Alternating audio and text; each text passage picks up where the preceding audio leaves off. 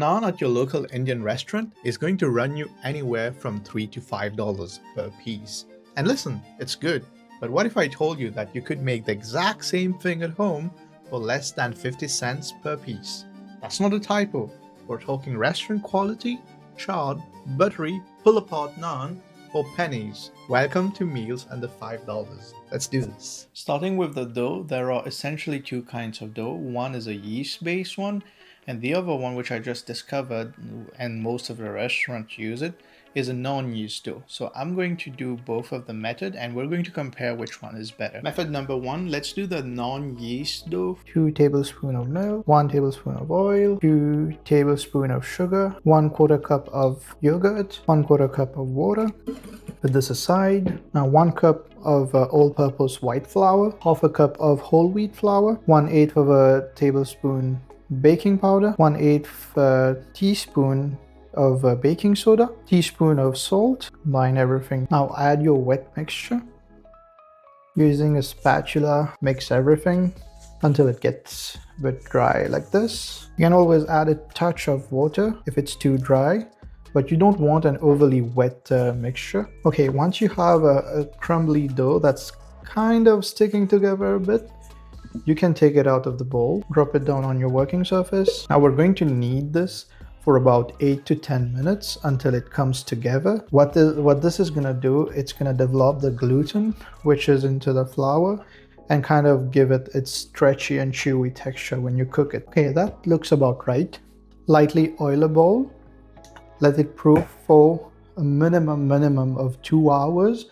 The longer the better, because this is a no yeast dough, and we're kind of betting on the active culture in the yogurt. Method number two, for the yeast dough, it's a very similar process with slight variation. In a 1/4 cup of lukewarm water, add 2 tablespoons of milk, 1 tablespoon of sugar, 5 grams of yeast, and set aside for 10 minutes so that the yeast can activate. In a bowl, add 1.5 cup of all-purpose white flour, pinch of salt, add your wet mixture, 1 cup of yogurt, mix everything together and knead into a dough for 8 to 10 minutes. Set aside to proof for 1 to 2 hours or until it has doubled in size. Let's try with the non-yeast dough. Now, how would you know if the dough is good to go? When you press it, it should be soft, but kind of have a little bit of bounce to it, just like that. So we're going to take the dough, roll it a bit like that, and make a little ball with it, just like that. Using a rolling pin, let's roll this.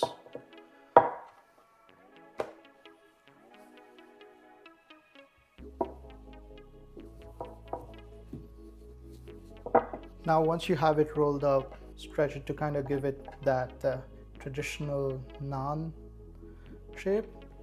Add a bit of cilantro, a bit of sesame seeds and nigella seeds. Using your rolling pin, just flatten everything. Now to cook this, we want to achieve that restaurant quality, like the crispy, soft and fluffy on the inside naan that you usually get. You're going to need a cast iron pan or a not non-stick tawa. It's an iron flat skillet with a handle. Make sure if you're getting this, get the one with the handle. Now you're going to carefully lift your naan off the board. Get a bit of water on your hand and kind of just rub it on the back of the naan. This will help it stick to the tawa. And be careful using your hand, just pat it down to make sure it sticks. You'll see it starts to bubble up. That's exactly what we want. Once you see the edges browning a bit, lift your pan and flip it. We kind of keep this to a fair distance that it's not burning, but you still get the golden brown color on the top. Using a metal spatula, take your naan and you see it comes off easy. Immediately brush some butter on the top of the naan. Wow, this is amazing.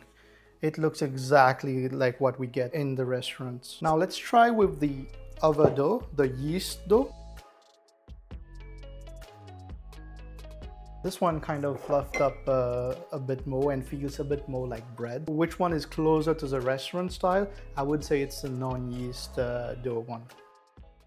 All right, let's talk numbers. This is gonna blow your mind. Here's exactly what went into making these naans. I got a batch of 6 naans out of each for the yeast and the non-yeast dough. And here's what it actually cost. So as you can see, the total ingredients for the non-yeast dough came up to a mere 68 cents.